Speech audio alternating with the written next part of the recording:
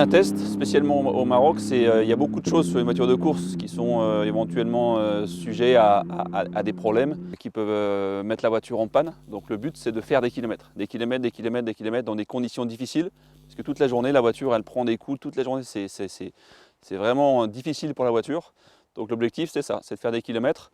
Et tout ce qu'on arrive à valider ici sur la voiture, c'est pour justement être prêt et confiant pour le départ du Dakar.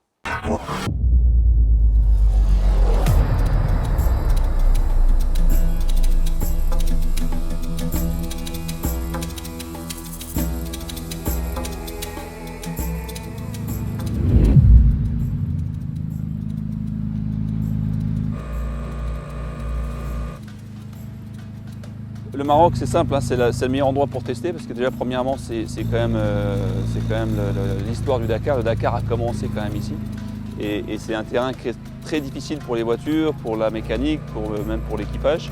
Et quand on fait un vrai test ici au Maroc d'une semaine et que la voiture sort en un seul morceau, a priori, on est plutôt prêt pour le Dakar. Et bien sûr, hein, tous les kilomètres qu'on peut faire avec ce véhicule-là, c'est des kilomètres d'apprentissage aussi pour le véhicule hydrogène qui arrivera en 2024. Hein. Toutes ces séances, toutes ces courses que l'on va faire pendant les prochaines années, c'est de l'apprentissage pour aussi notre voiture hydrogène. Hein. Cela nous permet de quantifier les besoins en énergie et de commencer à travailler et à designer et à avancer dans le design de notre future voiture.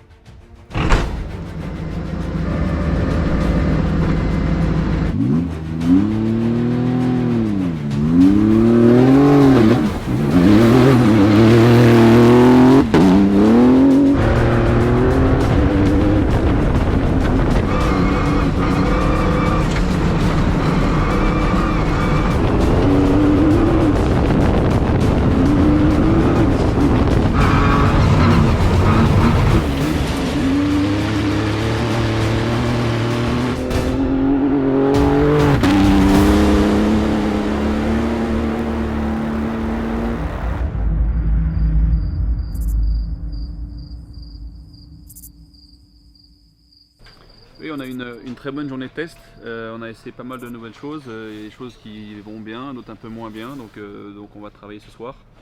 On change pas mal de petites choses parce que demain on part pour 2 fois 350 km de spécial. Donc ça va faire 700 km dans la journée. Donc c'est une grosse journée pour la voiture de demain. Donc voilà, on vérifie tout, on check tout. Les 2-3 petites choses qui marchaient pas bien aujourd'hui, on essaie de les corriger pour demain et en espérant que demain ça se passe bien parce qu'on va essayer de faire ça 2 fois. Demain et après-demain. Et si on arrive à faire 2 fois 700 km sans trop s'arrêter, dans les conditions difficiles, c'est intéressant. Donc le Dakar arrive très vite, dans 6 semaines, on y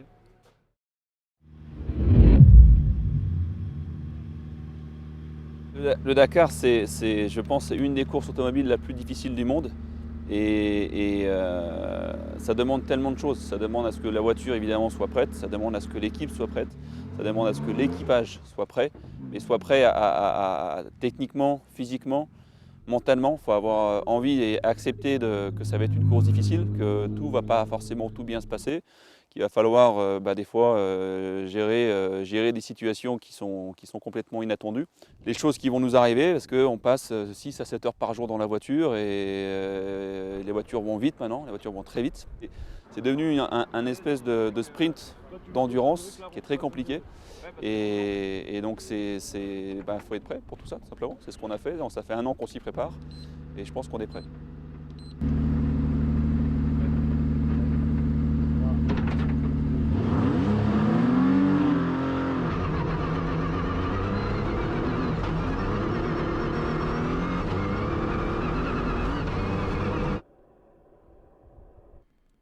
Alors comment je me sens préparé et comment on se sent préparé? En fait, une course telle que le Dakar, on a toujours le sentiment de n'être jamais assez préparé. Et je pense qu'il faut aussi l'aborder dans ce sens-là. Cette course est tellement dure qu'il faut rester humble. On n'a jamais le sentiment d'être assez préparé. Maintenant, tout ce qu'on peut faire tous les jours pour améliorer, c'est forcément bénéfique, que ce soit pour l'équipe ou pour la voiture.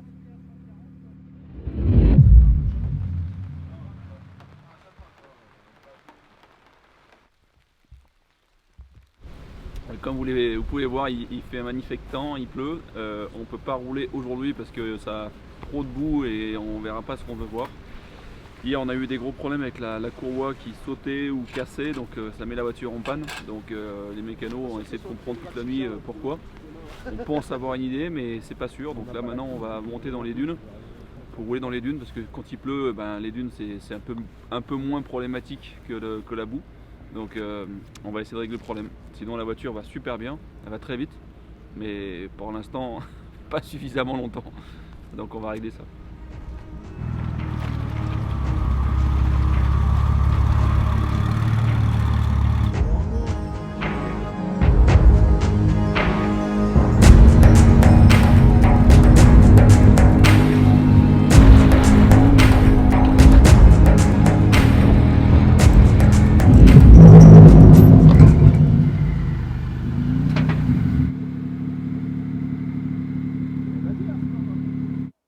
Pour moi, les tests au Maroc, c'est surtout comprendre la voiture, revenir dans le sable avec Guerlain, se projeter dans les dunes, passer quelques heures, des centaines de kilomètres à donner des caps, et ça c'est très très important.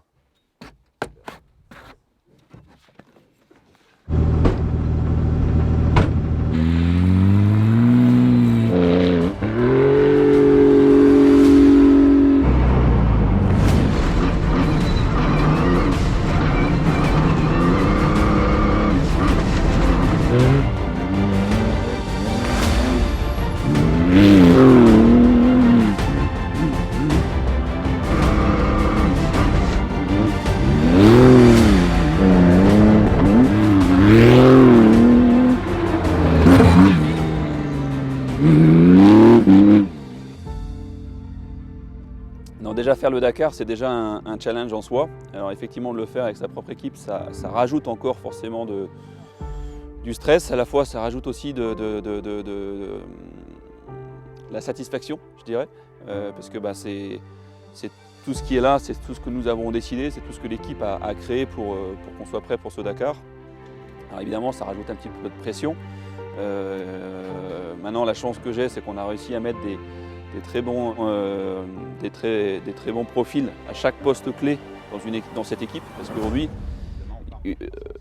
pour gagner un Dakar, c'est pas juste un équipage, c'est pas juste un copilote et un pilote, c'est tellement de choses autour de ça. C'est chaque mécano à son importance, chaque ingénieur, chaque personne a un rôle super important dans le Dakar. Et c'est une course, c'est une vraie course d'équipe. Et c'est vrai qu'à la télé, on voit toujours que les équipages, globalement que le pilote. On ne parle pas souvent du copilote, on en parle souvent quand ça merde, entre guillemets, c'est sa faute, et quand ça gagne, c'est le pilote. Mais c'est pas ça du tout, c'est vraiment une équipe, et ça, c'est super important. Et donc, ce qu'on a essayé de créer dans tout ça, dans GCK, c'est justement de mettre tout ça ensemble, avec l'état d'esprit qui m'est cher, c'est-à-dire que moi, j'ai besoin aussi de me sentir bien, j'ai besoin de m'amuser, sinon je ne fais pas bien les choses, je ne suis pas motivé. Donc c'est ce qu'on a créé dans ce groupe de travail, et je pense qu'on a réussi.